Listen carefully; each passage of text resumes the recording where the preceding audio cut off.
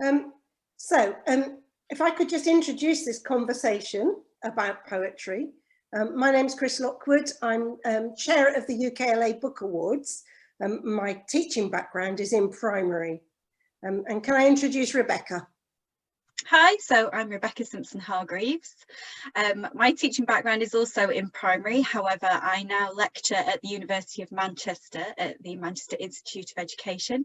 So I train people how to be primary school teachers, and I also teach on the MA International as well. We've got a range of questions that we're going to do our best to work through. And these questions have been submitted by UKLA members. So it's your work that we're working through this morning. So I'll start with the first one for Rebecca. Can you talk a little about poetry in your own life as a child and now as an adult? I was really fortunate to be immersed in poetry from a really young age. My dad was really enthusiastic about poetry.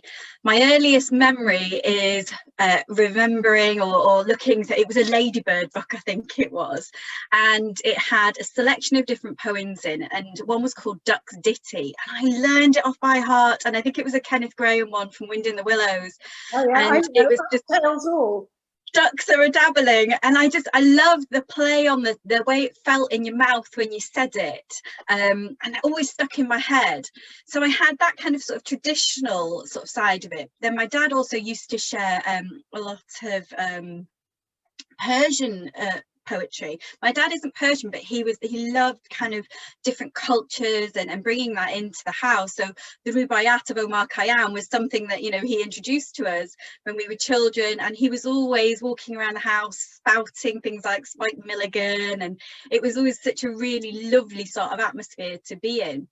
And then when I went to high school, I started writing poetry more than sort of reading it. I think, like a lot of people similarly feel, that when you start to unpick poems in the way that often you do in secondary, sometimes it can make you fall out of love with it. And I remember really struggling to understand poetry in secondary because we were looking at the intricacies of it rather than just reading it and being immersed in it. So I then turned to writing it. And when I was in my late teens, I had some poems published. And then I kind of just stopped for a while. I went to explore the world, I think. I did a lot of traveling and then enjoyed my 20s. And then before I knew it, I was training to be a teacher. And I was really fortunate to be inspired by teachers who shared people who I'd never heard before. So we had Christina Rossetti being introduced to me by my university tutor, and I absolutely loved her. So really from then on, it's just been a case of finding things that I like to listen to, dipping in and out of conversations about poetry, and sort of immersing myself into it. And now my husband is doing some photography work that's based upon rural masculinities and what does masculinity look like in the rural landscape. So I'm finding myself writing poems about that, and also thinking about what it's like to grow up in a rural area, and thinking about creating a set of poems that can go with that. Wow. So are these going to be published? I hope so. I've started writing them. I've got about 5. It came from a conversation from an Open University book blether chat that we had in July, and one of the teachers asked, do you have any good ideas for poetry books for children who grow up in rural areas? And I could suggest ones that looked at nature, but I couldn't think of any that really looked at what it was like growing up in a rural part of the country. And I've done that myself. My children are doing it at the moment. So going out for walks, going onto farms, looking at what happens, listening to some of the words, the vocabulary that we use that is very kind of unique to the area. I want to get that in there. So talking about tups and that kind of element of it, I want to kind of open that out and bring that out. So fingers crossed. Oh, well, I look forward to that. One of our questioners has said, it seems easier to get to know an author compared to a poet. So what tips have you got to increase knowledge of poets? I think that's very true, and I sometimes call it the curse of poetry. It's just that we can often remember poems that have a big effect on us, and we can sometimes often given books that are anthologies that have lots and lots of different poets in, and we will enjoy different poetry in it, but sometimes the author, the poet, can then get lost amongst that unless you go out and you start to seek their specific collections. And I think that's something that you can do. There are lots of ways that you can increase your knowledge of poets. So go to websites like the CLPE, so the Centre for Literacy and Primary Education, not just for primary, do go and have a look, where they have the Poetry Line website is just amazing. So they've got lots of different poets that you can dip into, have a look, you can search by theme, etc. And it's really a brilliant repository of different poets there. You could also go and have a look at things like Twitter. Twitter is one of the best things you can do for social media. It is just amazing. If you're not on Twitter, you need to get on it and start to follow people, poets that you already like. They may recommend other poets. I've mentioned previously the Open University Reading for Pleasure book blog. I just talked about that, and there you can definitely follow on Twitter. So again, you're talking to a wider range of people than you would normally talk to about different poetry. There's also the Research Rich Pedagogies site that you can look at, again, which has lots of different examples of practice, and there's one in particular that looks at how you can expand your knowledge as a practitioner about different poets. Of course, you have the Poetry Society you can go to, look at awards, like the sort of Clipper Award, look at their long lists, look at their short lists, and look at the hot poets that are on there. YouTube as well is an amazing resource that you can dip in and out to if you just search for children's poetry. And Clipper is individual books of poetry. They aren't anthologies, are they? They're celebrating individuals. And it's a brilliant place to go, and you know that they have been, particularly the shortlist, you know that they've been read rigorously, and that they really speak to people. They're recent, they're current, aren't they? Yeah. Lovely, thank you very much. So next question from our UKLA members. How can you ensure a range of voices, backgrounds and life experience are heard in the poems you choose to study in the classroom? I think this is, first of all, extending your poetry knowledge. It's really important that as practitioners, we read poetry, and it isn't just, you know, we wouldn't think twice, I think, perhaps about going out and getting some non-fiction or getting some fiction books, you know, but often poetry can sometimes be, it's not ignored, but I think sometimes people are frightened of poetry, so they don't dip their toe in to have a look. I think there's a big stigma about, what if I don't understand what the poet's saying, and I think it's very much like art. It's in two camps, that the fact that it is so subjective, sometimes that frightens people off. So I would say, in terms of trying to ensure that range of voices, is that maybe start with anthologies. So I've got one here which is called England, Poems from a School, and what's really lovely is that it's full of young voices. It's written by children from big school, and there's loads of different voices in there about a lot of different topics, and it's really diverse. So have something like this. We've also got this one, which is called Under the Spell of the Moon. And I recommended this one for the Manchester Poetry Library. I think, again, it's really important. So what you've got is lots of different picture book illustrators from around the globe. And what they've done is that they've chosen their own favourite poem. So you have poems from Iran, poems from Germany, just absolutely stunning ones that go with it. Beautifully illustrated too. And some of the children will recognise some of the illustrators in there. But for me, what I think is also really important in it is that it's written, if it is from another country, it's written in the home language as well as in English. So, you know, when I looked at it and I've read it obviously myself, and I read it aloud, you know, it was really lovely for me. I read it out in the Spanish poem in Spanish, and then I read it out in English, and I compared the two, see how the translation was. And it's just so beautiful. So if you've got children who can read in their home language but not quite ready to read in English language, something like this, you know, sorry, beautiful poem there. That's from Slovakia. You know, it's something that they can connect to as well, and I think expanding that understanding. And actually, I found this, and I'm going to bang the drum here for independent bookshops, because I think they are such a wealth of knowledge and understanding. And I found that on my travels in an independent bookshop in Hay, and I was just so pleased. But talking to the man who ran the shop, he started talking about lots of different poets I'd never heard of before. And I think that's another really good place to start. So we've got people like Marilyn Brocklehurst, who is the Norfolk Children's Book Centre, who is just fantastic. You know, to speak to her, she's on Twitter, we'll go approach her through a website. You'll be surprised how many that you end up finding out about. Also, on the UKLA, I know on our resources, there's a project called the Tsunami Project, which was looking at writing narrative poetry based on the Bengali form of poetic narrative. So it's looking at websites like that can help kind of, you know, really sort of inspire you.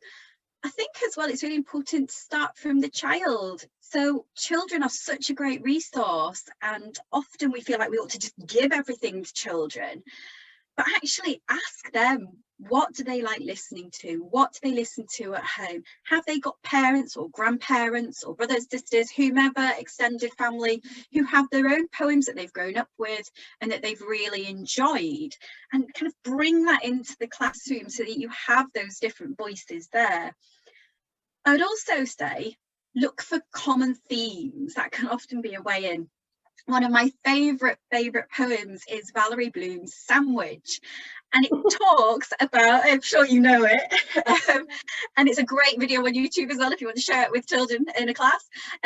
She talks about the child who just wants a sandwich. He's going on his school trip, and his grandma's like, no, you can't take that, you need this and you need this and you need this, and the food sounds amazing, and he's really embarrassed, and he thinks, oh no, you know, what if children are going to make fun of me because I'm eating food from, you know, my heritage? Are they going, I just want a sandwich? But actually what happens is that all the other children are like, oh, that smells really good. And he ends up sharing it with everybody. And I think it's such a good stimulus, because food is something that unites us, definitely. I mean, if I was going to use that within the class, what I would do is when people can get together and be close together, is get the children, you know, write stories around food, write poetry around food, I should say, and look at different food poems. There's another great poetry book, selection of books by A.F. Harold, which is called Midnight Feasts, and it gets lots and lots of tasty poems, it says on the front, and it's absolutely true. And again, on the CLP website, there's another themes about food that you can look at and really start exploring that with the children. Children can write their own food poetry. Invite family, friends, siblings into school.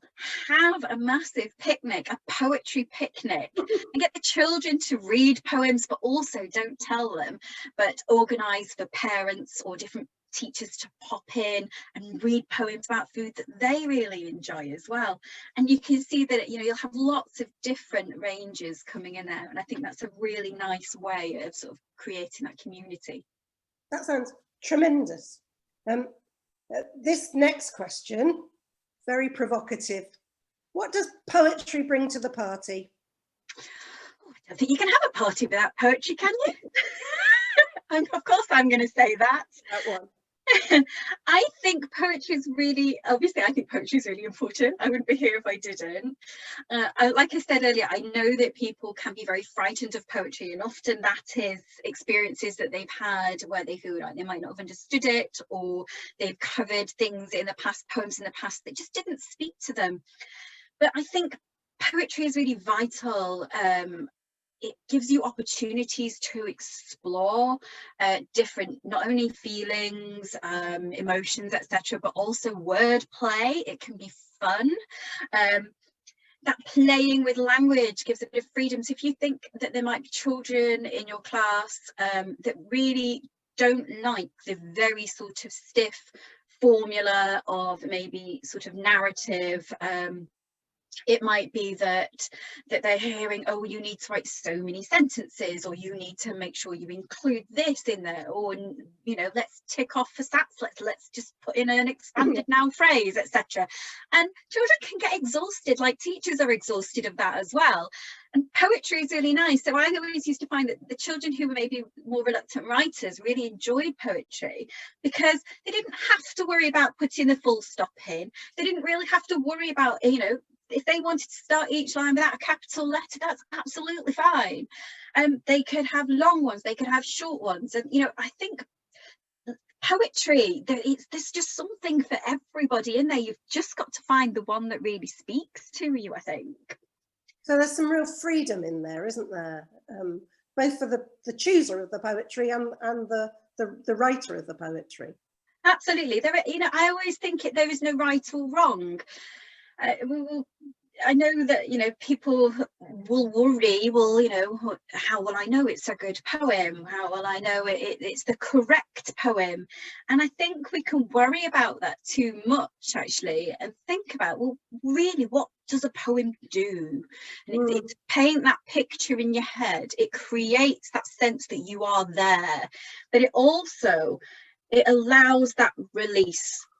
So when I think about children as they get older, and I'm thinking about when you're going through hormonal changes, and I think we all talk children, you know, when they're trying to kind of manage that sort of transition, often they can have a lot of emotions and feelings inside them that get very bottled up, and they need that outlet. And sometimes just sharing poems can really sort of help release that. So I'm thinking particularly of Kate Tempest's Cannibal Kids, which is just a fantastic early one from her, and it's just all about what it was like, you know, being in where she is at that point in time, and how is she surviving, and it's like teachers clapping for silence and looking down their nose and stuff, and you know that children can relate to that. So it's enabling them to know that they can express them, they have a voice. And I'm also thinking about child agency. You know, how much agency do children have in schools?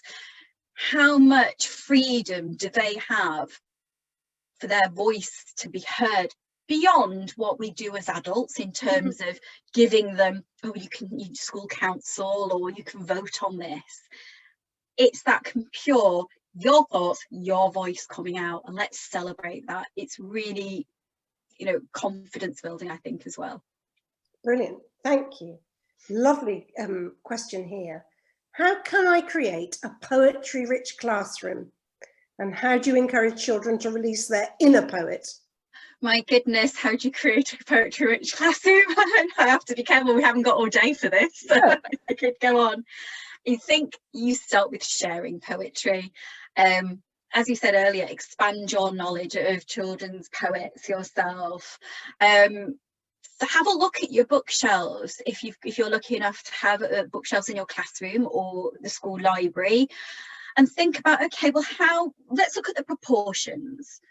How much space is given over to maybe information books?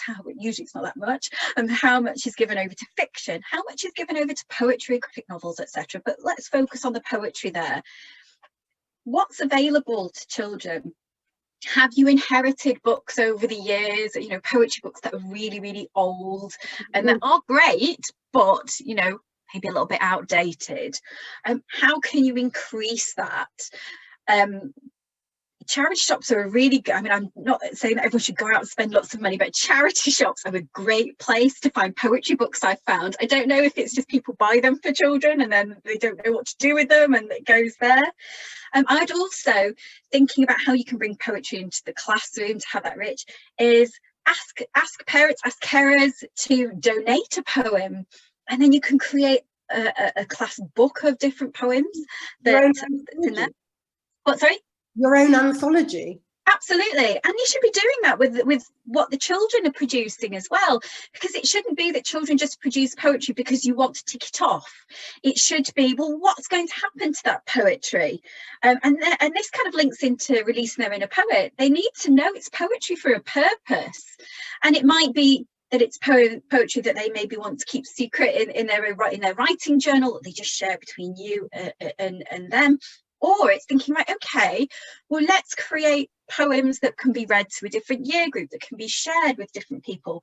Maybe it could be part of poems before bedtime. So if we're thinking about online learning, that's something that, you know, that happens in terms of with lockdown, get children to record speaking a poem. It could be one that they've created or one that they enjoy, video it. That can be released at a certain time at night on the school's blog site. And then the children can either, you know, can click in and listen to a poem before bedtime, which is quite a lovely sort of way to do it. I think you might want to have a poet of the week or a poet of the month, or, you know, look at specific poets over a half term. And it's not just you choosing one, encouraging children to choose them as well. I also really like, if you find that you're a bit stuck, or that the children also are a bit stuck and they tend to look at the same poets, or they get a little bit sort of addicted to, but there's nothing wrong with having a favourite poet at all. I have my favourite poets. But it's a case of thinking, well, okay, how can we sort of expand that? You could do something like poetry blanketing or poetry papering. So I'll just explain what those are. So poetry blanketing, it's very similar to those who may know what book blanketing is. So you would cover the tables in poems, and the children move around the tables and they pick up the poem that speaks to them. And it doesn't mean that it's one that they particularly like. It could be a poem that they absolutely hate. And I think that's also really important as well. I don't think we should say that we love all poetry, like we don't, you know, we don't love all fiction, etc. And having that ethos in your class where you can say, this poem made me feel really angry, or this poem made me laugh out loud. This is why I like this poem. This is why it speaks to me. And then they can have a look at who the poet actually is, and then do some research on that poet, find out all different other ones from there. Again, if you find thinking about if they're getting sort of a bit stuck in a rut, or you're getting a bit stuck in a rut, poetry papering is very similar than poetry blanketing, except we just put poems on the walls as well. So it's almost like you're wallpapering in there. And again, you can choose to display the poet's name, or you can choose not to have the poet's name on, but also obviously you would have that listed down, and then you would tell the children who had written the poem afterwards. I think it's really important to be brave. As teachers, we know what it's like. We go into class and we have subjects that we're really kind of frightened to teach, or that we're a bit nervous about. Particularly, I'm thinking about newly qualified teachers or trainee teachers, where you know, you're on your learning journey. We never stop the learning journey. It doesn't matter how long you've been teaching, you will always be learning. And I think sometimes you just need to be brave and share poems with the children. So it might be that you've got 5 minutes before dinner time, people are lining up. It's a great opportunity to share a poem because it's quick and it can be very sort of exciting. In terms of helping children to release their inner poet, it's you being a really good role model. I think it's showing good quality performances. So if you are a bit nervous yourself at performing poetry, and again, I say, you know, I still remember my NQT year a long time ago, doing raps with my class. because they loved raps. And if you think about music, children love music. And what's music? Music is poetry, just set to music. And I will never forget standing at the class, cringing and being so embarrassed of rapping to the children. They loved it. They absolutely loved it. And they got hooked. And then they started writing them and they started bringing them in. And they were like, oh, Mrs. Simpson, can I show you this? I was like, absolutely. So that's what I mean about being a bit brave. But thinking about, there's loads of really good YouTube videos where poets are sharing their poems. So good performances. Chocolate Cake by Michael Rosen is a winner. I think every year group I've ever used that with, they've loved it. And what's nice about Chocolate Cake, when I've shown it in the past, one of the most common questions I get asked from trainee teachers is, how do I know that that's a poem? Because actually it sounds like a story. So we listen to it and I get them to listen to the sounds and I get to listen to the rhythm and the choice of words and the repetition. And then they get it, they understand what it's like. And it's nice to have those challenges to what you think might be traditional. There's a really good one called Annie McClue by Murray Lachlan Young. For those who think that they don't like poetry, again, it very much speaks to children's humour, let's just say. I don't know if you've come across Annie McClue before. No, I haven't, no. Annie McClue, I'll leave it there. I'll leave it as a bit of a spoiler. Basically, she never flushes the toilet.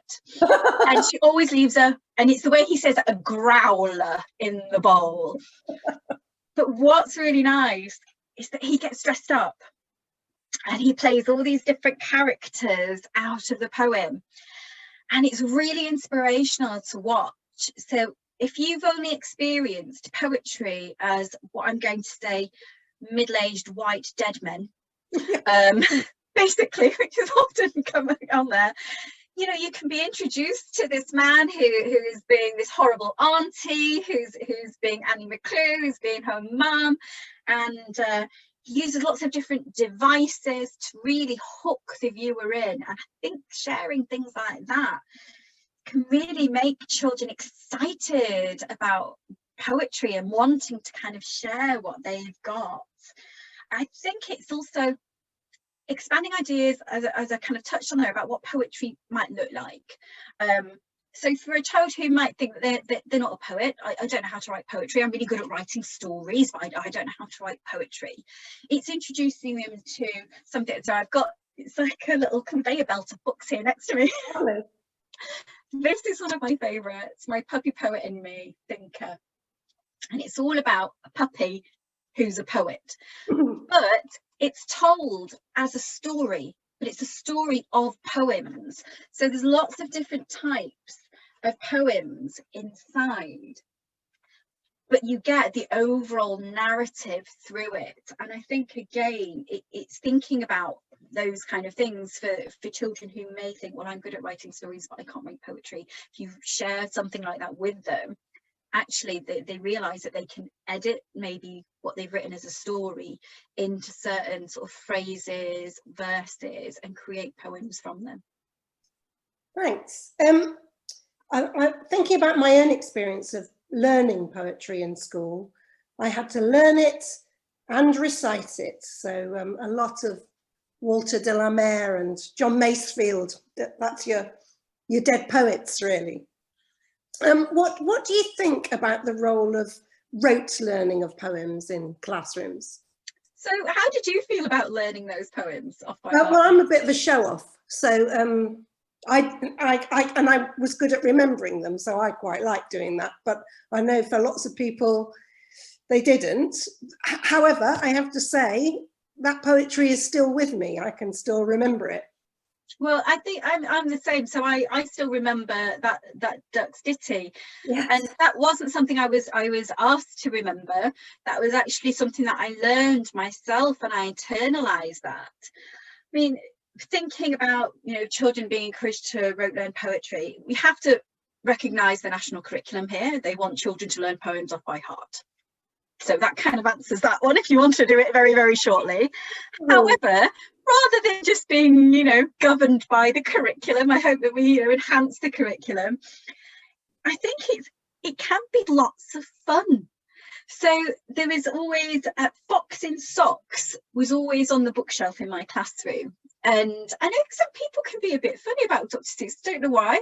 You know, they can be a little bit snobbish, I think, about it. But again, children love the wordplay in there, the tongue twister element. And I do consider that poetry. So learning something like that off by heart was something that they actually found quite easy to do, because we would have Fox in Socks battles. And they would always say at the end of the week, have we got time for a Fox in Socks battle? And I went, okay. And my teaching assistant was amazing, Simon. He was fantastic at reading it, much better than I was, very fast and always had it. So the children would love getting up and having, you know, a Fox in Socks battle with him, and learning that sort of recitation of it. I think a lot of it is just down to the types of poems you choose. Yes, making sure you've got the right one. Absolutely. And maybe allowing children to pick the ones that they want to learn. Obviously, if it's thematic, if you are not just doing it as a random thing. So this week we need to learn a poem, which I think, again, it's all about that poetry for a purpose, and not just because it's you know, the week before half term and I forgot we need to learn a poem this week. It's thinking about, okay, if I am looking, maybe I'm doing a topic, and in my science topic I am looking at space. Okay, so let's think about poetry that's about that. There's a really good poetry book called This Rock by Dom Conlon and Vivian Schwartz that's just come out, and it's poems all about the moon. Now, if you're linking it to the subject that they might be looking at in science, and it's important to think it isn't just literacy based, we need to look at how we can put poetry into lots of different subjects. You know, it might be really stimulating for them to think about, oh, do you know, I'm really into this topic. This is really fantastic. I want to learn a poem about the moon to be able to share with people. Now, if children are frightened about the performance side, you said you were a show off, so you really enjoyed doing it. Yeah. I was the same, unsurprisingly, but it's thinking about those children who may be a bit nervous. So you might have children in groups and doing choral poetry, where they may only say one word of the poem, they may say a couple of words, they may know, obviously they'll need to know all of the poem, but actually it's thinking about how you can change that dynamic so the pressure isn't completely on them. It could be that 2 voices are saying something at once, 3 voices, 4 voices. So they're still getting to learn it. They have the collaborative element of it, of, you know, being in a group that's in there. And I think that can be really comforting. And, you know, there's nothing worse than being asked to stand up and read something aloud that you're supposed to have learned, and then suddenly all the words fall out of your head because of the pressure that it's there. So again, it's thinking about, well, how are you facilitating this? Are you asking children to stand up and do it in front of the whole class? Obviously, you know your children as a teacher. You know who they are. You'll know the ones who are going to be nervous. You'll know the ones who that sounds like their idea of a nightmare. So maybe they can perform to each other. So you could have a series of groups that just perform to other groups, and then those who feel like they are confident, you know, the natural born teachers, I like to think of the world, where we like to stand at the front and talk, you know, they can share their poems as well. And if people feel brave enough, they can stand up and do it. So I think it's being flexible within how you do that. Lovely, thank you. Somebody's asked, I can't write poetry myself, so how can I teach my class to write poetry? Well, I think it's like any subject, it's practice and you having a go. So I'll be honest, I'm not the best at maths. However, you know, I managed to get all my children to teach them maths, and they all did really fine. So, you know, I think it's the skill that we need to practice. So first of all, you might want to have the scaffolding of going somewhere like the CLPE and having a look at their teaching sequences. It is a step-by-step guide. It holds your hand all the way through as to how you can teach poetry. And if you're looking at those teaching sequences, be it from somewhere like the CLPE or the National Poetry Centre is really good as well. For National Poetry Day, they have lots of series of lesson plans, etc. on there. I think you have to have a go. So just like before, I used to do a science experiment with the children in class, I always made sure I did it at home first, because you never know what's going to go wrong until you do it. And likewise, you can't ask children to write a poem unless you've had a go yourself, because then you'll know which bit may be a bit niggly, or there may be points that you know you might be able to facilitate and scaffold. Children need to understand you are a writer as well. I think just when I do conferences and I do workshops in conferences, I get a lot of teachers saying, but I'm not a poet. I'm really scared about teaching poetry in case I get it wrong. But, as we've said, well, if you've got your lesson plan there, you've had to go yourself, you are poets, you are writing with the children. That shared writing at the beginning of the lesson, where you're really having a look at sort of the different ideas, the different ways that you can create atmosphere, your choice of words, etc. That can really help sort of scaffold you as a teacher as well. Andrew Lambert did a really fantastic UKLA book called Poetry Matters. That's another one to have a look at as well, as a way to sort of help support you and why you should be teaching it in there. In terms of other aspects of where to go, on the Open University Research Rich Pedagogy site, I've got a couple of things on there about poetry, and there are lots of other people who've done poetry things there too. Mine's called For the Love of Poetry, and it has a series of slides that tells you how to teach different types of poems and how you can support that within the classroom as well. If you're quite nervous of creating a brand new poem yourself in front of the children, and you think, oh, I don't know where I'm going to get my ideas from, then you can do something like Patchwork Poems. So Patchwork, I don't know if you've come across Patchwork Poems before.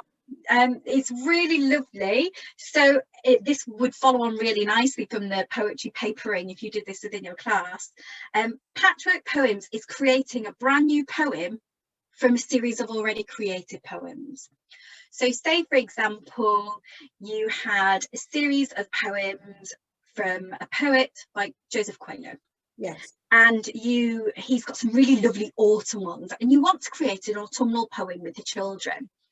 So you could take some out of one of his ones, take some out of another, and all you're doing is you can either you basically photocopy the poems, or you can just write it out, the lines that you want, the words that you want, the phrases that you want, whichever parts that you want to use from these different poems. So it's good to have a selection, each child to have kind of a selection of 5 or 6 that they really like. And it is a messy job, so be aware if they're cutting things up. No. It does, but it's fun, and you need your Pritt sticks. And you basically pick and choose the bits that you like best from the different poems, and then you put them together and you arrange them into whatever shape you want to arrange them in terms of, how does it flow to you? What does it sound like? Maybe this line should go here, maybe the line should go there.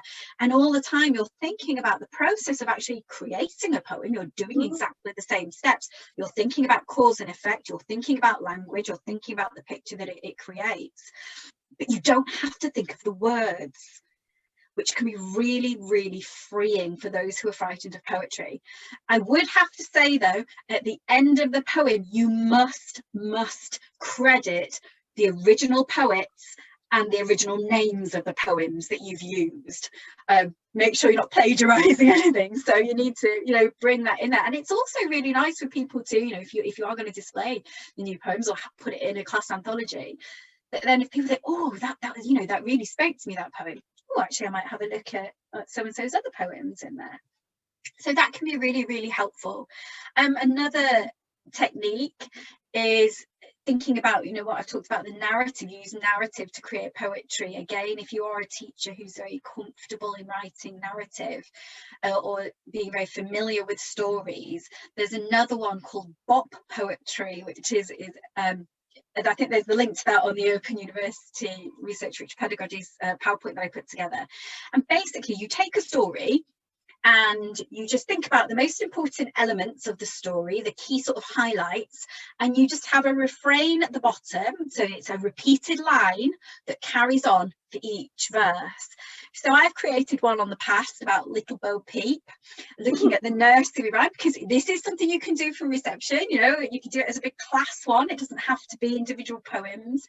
And it's thinking about, okay, so what were the most important things that happened in Little Bo Peep? And the refrain, the two lines that we repeated was, leave them alone and they will come home. So we told the story of Little Bo Peep, but the last lines were always, leave them alone and they will come home. And then it finished with that as well. So, and it was just taking about those key highlights. You don't have to use fiction to do that kind of poem. You could also use non-fiction.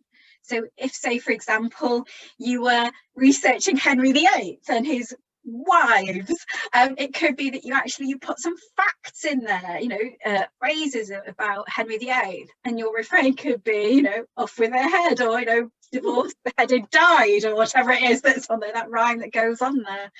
So it's really thinking about you having a go yourself, but knowing that there are models out there that you can use to help support you. That's brilliant. I'm going to ask you the question that you must get asked the most, Rebecca. Does it have to rhyme? No. In short, no. I can't stand a lot of rhyming poems. I probably shouldn't say that. Even though I do write poems that do rhyme, I know people do like rhyming poems, but no, it absolutely doesn't have to rhyme. I think it comes from nursery rhymes. So what people hear when they're growing up, it might, you know, particularly if they're in the UK, where you have a lot of nursery rhymes from quite a young age, and it's great that, you know, children should be thinking about rhythm and rhyme. Also, maybe a fallout from the phonics. So if we're looking at mentioning phonics, systematic synthetic phonics, phase 1, where you're looking at rhyme, and that comes in there, and there's a lot of playground rhymes and things like that within Key Stage 1 that might be suggested. And it's great because actually, you know, they are part and parcel of, you know, if you're outside and you're skipping, you know, with the big skipping rope, some of the rhymes that you have to sing when you're going into skipping. And I think sometimes that is often what is offered a lot. And I think it's important to offer non-rhyming poems as well. Yeah, lovely. Thank you. How do you help children to understand that using fewer words is better? Now, I think this is a really interesting question. Is it better? I mean, you know, throwing that back out there, I think it depends on the meaning of this question. Is it coming from a place where we should be limiting words because what's coming out is actually superfluous?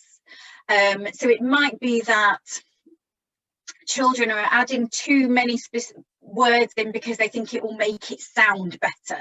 And this is a fallout from formulaic writing. That, you know, and I would like to say, you know, thinking about Key Stage 2 stats, and people panic thinking, oh, they need to show me this many adjectives, they need to show me this many verbs or adverbs, etc. And I've been in classrooms where I've observed this kind of formulaic teaching going on, where you must have so many adverbs or verbs or whatever, and what you're reading is dead. It's heartless, and actually it's nonsense, a lot of it. You know, the great big hairy brown big furry dog is, and by the time you've actually got to the end of the sentence, you're exhausted because you've read all these adjectives that just don't need to be used. So I think it's fighting against that, really, and being really mindful yourself that you don't slip into that sort of habit of it. So I remember doing an observation once, and this trainee teacher was fantastic, really, really super. But what came out of her mouth when she was teaching poetry was, right, don't forget you need to use at least 3 adjectives in these lines, because that's what real poets do. And I was like, no. I don't sit there and count to see how many adjectives I have in my poem. I'm stimulated by kind of my senses, about kind of your thoughts, all those different things going on. And yes, you do consider vocabulary. I'm not saying that you don't consider, you know, thinking, changing maybe one word for another for cause and effect. But I think it's just being really mindful not to be driven by what you think is needed just to tick a box. And I think with the children, it's important that if you're thinking about how to get them to understand it, again, it's sharing poems that really have that variety in length. You know, there are some that may only be one word long, there may be some that are 2 words, 3 words, and showing that that's okay. Because if all the time that they're hearing it when they're doing narrative work is, oh, you must write so many paragraphs, you must get down to the bottom of the page, actually, that's the joy of poetry, isn't it? It's all about I was thinking about the use of haiku in the classroom, where children can get that kind of distillation of meaning from a very, very short and sparse verse. Oh, I love them. I really think that just sort of the 5-7-5 syllable sort of aspect of it, you have to get your meaning across in those 3 lines, and you know, and that's just kind of how it is. Absolutely. So expanding your knowledge of those types of poems definitely will really, really help. Okay, so I know that you're going to create a downloadable resource for us here. So I don't want people to start scribbling down books, but have you got some recommendations for essential poetry collections? This is so hard because I could be here all year. And I also, it's like having to choose your favourite cake. Now, if you're like me, I love cake and I like all types of cake. I don't want to discriminate about different types of cake. I don't want them to feel left out because I've not chosen them. So, you know, I want them all. So it's a bit like that, really. If I forget one, and then somebody was like, oh, but you didn't mention that. And I was like, oh, I really, really forgot about that. And a lot of my poetry books are locked in my office, unfortunately, university. So, you know, I'm kind of only, I went through my poetry collection that I've got at home today, and I've shown quite a lot, obviously, already. And those I would absolutely think are essential for the classroom. I think starting off, I'm going to start with a really, really big book. Children like really big, heavy books. I Am the Seed That Grew the Tree. Now, this is a nature poem for every day of the year. There are some in here that I love. There are some in here that I don't like. But again, that's really good because you can have a chat about those things and blether about poems that you may or may not like. What I like about it is it's very obviously nature-based. And there's a lot in there. There's something for everyone, obviously 365. I think you should look out for the National Poetry Day anthologies. I think these are really, really good. Again, you know, it's a chance for everyone to kind of read and share poems, but it's beyond just the National Poetry Day. And there's lots of different award-winning poets are asked to contribute to it. So I think that's a really nice one as well. I am a huge fan of Joseph Coelho. I absolutely love his poems. He's just so enchanting to watch as well, if you want to watch him perform. Werewolf Club Rules, again, is really nice. And it says 50 delicious poems. Get ready to howl with laughter. And absolutely, there's lots and lots of really lovely ones in there as well. Likewise, I also overheard in a tower block by him, where if we're thinking about representations of children and that diversity of it, for those children who grow up in inner city areas, you know, and I'm talking about a variety of age, I don't just mean kind of young children. Yeah. It really, really is super. So I'd have that in there. So I've talked about Midnight Feasts.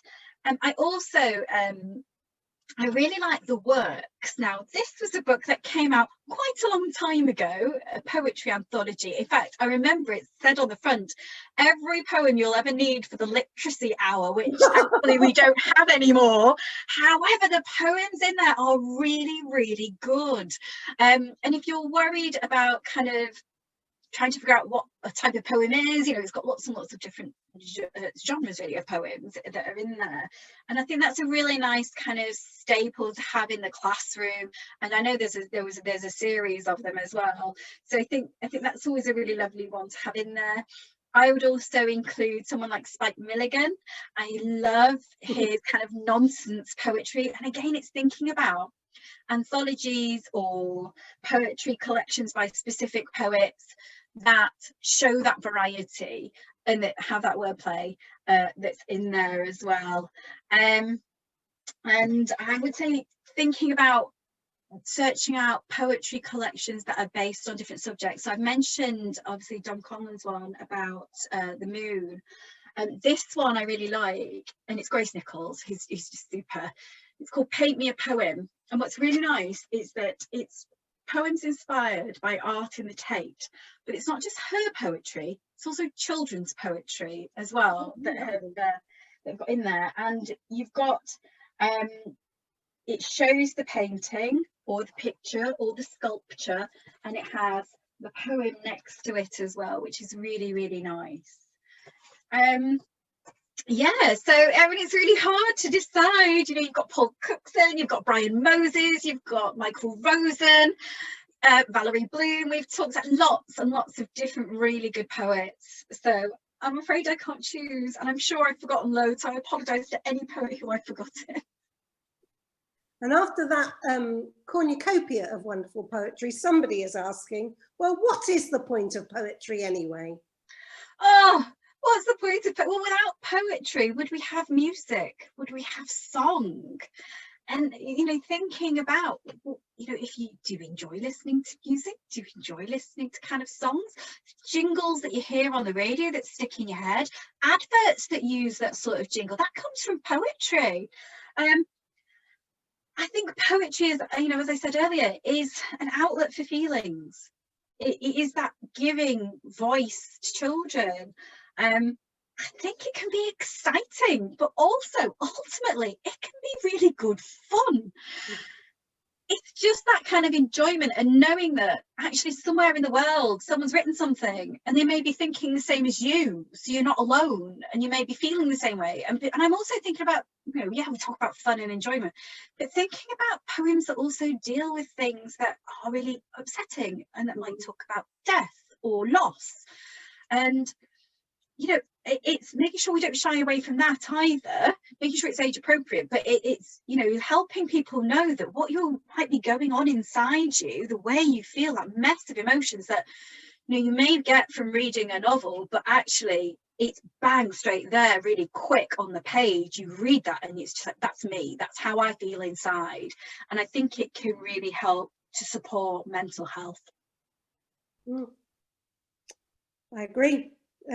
So we come from that to tips to create performance poetry in the classroom. I know one of our UKLA schools of the year, Horfield in Bristol, are absolutely brilliant at using choral speaking to so that a whole group of children can perform a poem together. Beyond that, what do you think? I think it's that purpose part of it. I think it's helping children to perform by doing drama. I think that's really, really important. I don't think these aspects sort of exist separately on a plane. I think in order to be able to perform poetry well, as I've said before, they need to watch good performances. They need to watch poor performances as well. I think that's really important. I'm not going to name names, but there was an author that I watched perform a Caroline Duffy poem, and the poem is lovely, really good, but it was really, reading from like the page like this, it was very dead, there was no expression, and I found that such a useful tool to use in the classroom, because actually we watched a variety of different performances, and we watched that one and I didn't say anything at all, but the children watched it and like, well, they're doing this and they're doing this and they're doing this. And even though I'd mentioned to them before, you know, have a think about this in terms of when they're performing it themselves, it was only by watching somebody else do it you know, on this screen, they're the person who's making the mistake, so they feel less embarrassed themselves at having a go, that they picked up on the different aspects of performance that they needed to concentrate on. I think it can have a really good impact. So thinking about, again, poetry in my past, Dulce et decorum est was something I had to study in high school. I didn't understand it. I was 13, I didn't understand about war. I really just didn't get it. It didn't speak to me at all. And it wasn't until I'd watched Christopher Eccleston, the actor from Manchester, perform it on YouTube, that I suddenly clicked. And it was the lighting, it was his expression, because it was just shooting this part of his face, and it's still on there, so I do suggest people go and watch it. And it was, I just got it because of the way he used his voice. And what I also really liked, again, sort of thinking about the previous question about children's voices and diversity, he said it in a really good accent. And there's a part when he's like, their hanging face. Now, if I don't know if you know, but if you're kind of like from the north and you say something's hanging, it usually means it's not particularly nice, or they're dead hanging, they are. Rather than, so, and it had that dual meaning, that hanging, or also, you know, it's really horrible. And I think showing things like that can really, really help. I think poetry slams are brilliant. So poetry slams are really, I think they're more popular in secondary than in primary, and I really want them to come into primary. They're very popular in America, and they're really, really good. So poetry slams, the children create poems specifically for the purpose of performance. So they have to think about the audience. They have to think about the subject. They have to sort of have a go at thinking about how they can create effect. And it might be a funny poem, it might be a different type of poem, and they have to do it, and they have 2 minutes to perform. Obviously, as a teacher, you can play with the rules, you know, there is no sort of hard fast. And actually, on the handout that I'm going to do, I will put a link to a site that has really good specific suggestions of how to run poetry slams. And basically, the children, you can do it in a group, you can do it as a one person. They get up and they slam against each other, so it's almost like a rap battle, which, you know, children really like that kind of rap battle element of it. And they have a panel of judges, and the judges then decide who is the winner overall, based upon the criteria that is set and decided as the class. So it's not just you as a teacher saying, well, you know, you're the best because you put this so many adjectives in, or something like that. It's thinking about that effect. Did it make the judges laugh? Did it make the judges really kind of feel inside? And you could have, you know, thinking about how to expand audiences for children to reach. It could be that it's done on something like a Zoom, where you could have a panel of parents or governors, or you could have different teachers that are in there, or you could be performing it to a different year group, and you could have your judges there. If you have children who you know are really scared of performing, and maybe they've done their performance already previously, kind of on a one-to-one or in small groups, they could be part of the judging panel as well, so there's less kind of pressure on there. But that again is like a really nice way of getting children to perform for a purpose. It isn't just that kind of, you need to stand up and read in front of the class because I need to tick it off a list kind of. Thank you. Somebody has asked, how do I find good poems to teach? Again, I'm going to keep on banging my drum for the CLPE. You know, the National Poetry Day site is really good. The Poetry Society, obviously the Clipper Awards on there as well.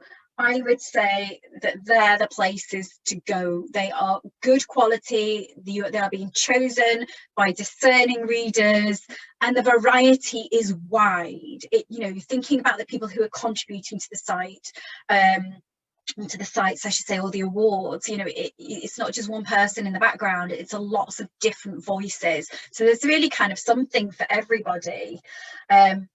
Absolutely, that's where I would go. Lovely, thank you very much. And another question which you must hear a lot, how do I know what the poet means? Does it matter? I don't think it does matter.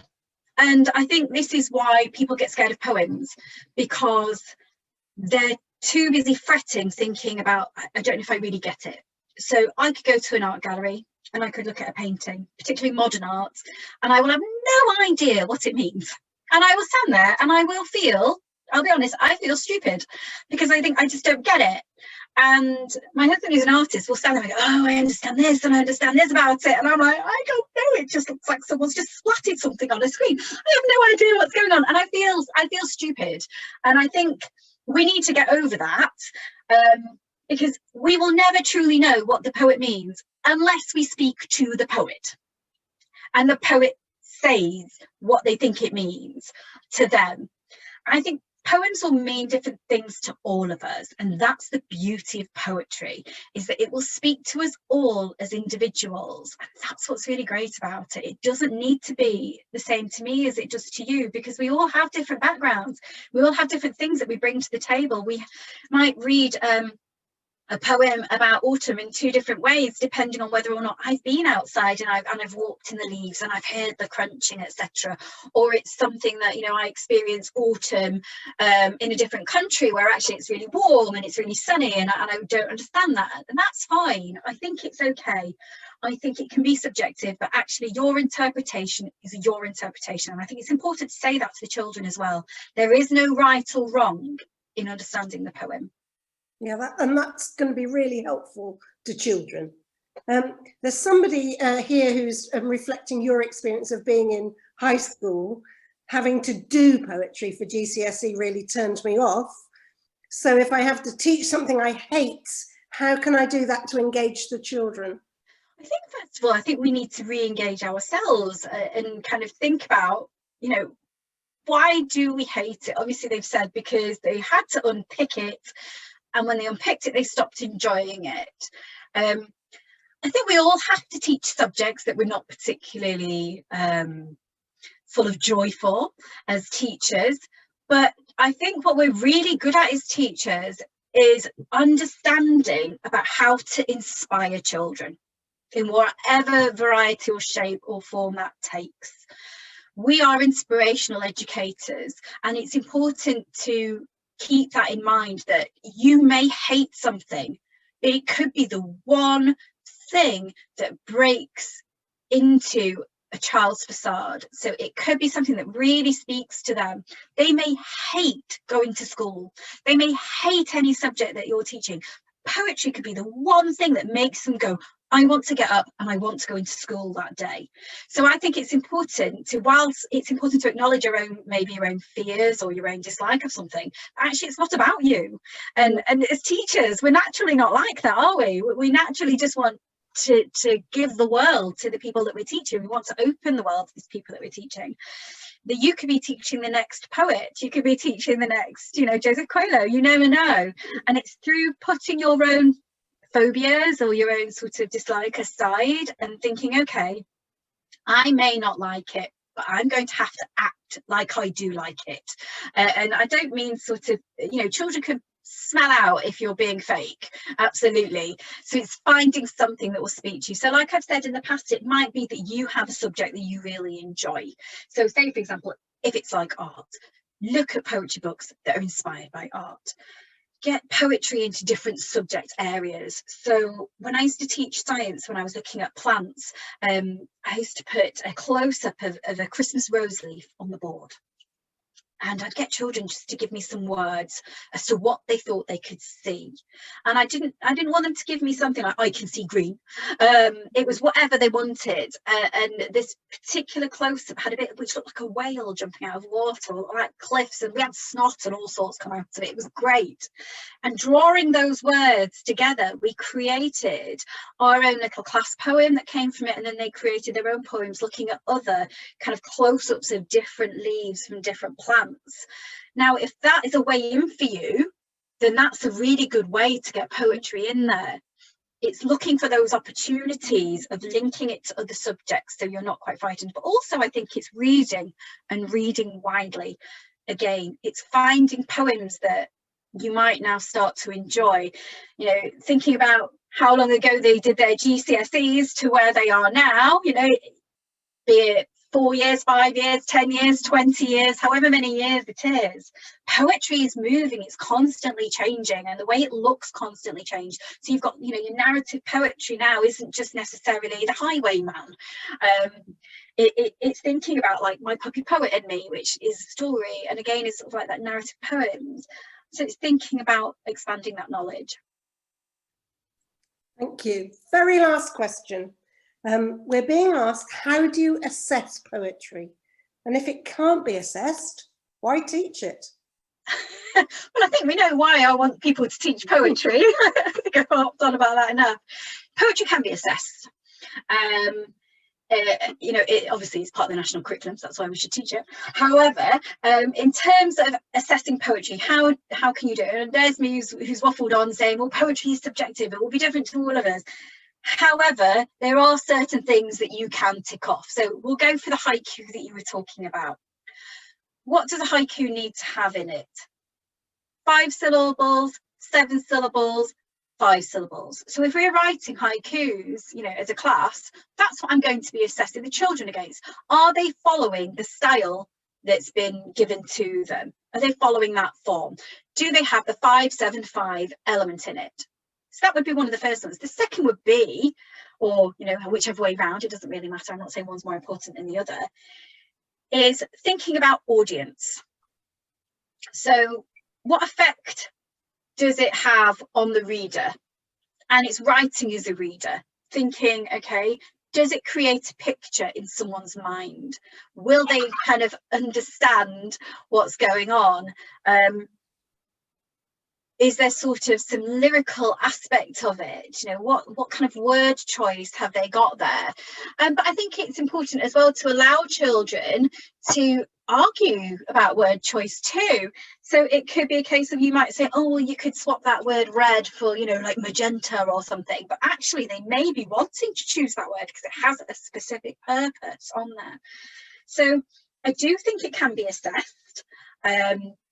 You know, form, style, audience ideas, vocabulary, if you kind of really want to go into that bit, and therefore you should teach it. Lovely. Thank you so much. I've learned a lot from listening to you, and I feel inspired. I know you are going to create a downloadable resource for people to dip into with a lot of the ideas and resources you've talked about today. So, absolutely. And there were some questions that we did, you know, I'm really happy that there were so many questions submitted, and I'm really sorry that we couldn't get to all of them. They were absolutely super, but we'd be here all day. So what I will do is I'll try and answer some of those questions as well in the handouts, the ones that we couldn't get to. You know, how do you know if it's a poem if it doesn't rhyme, or kind of implications of using anthologies, etc. So we will get to those too. Lovely. Thank you very much. Bye-bye. Thank you.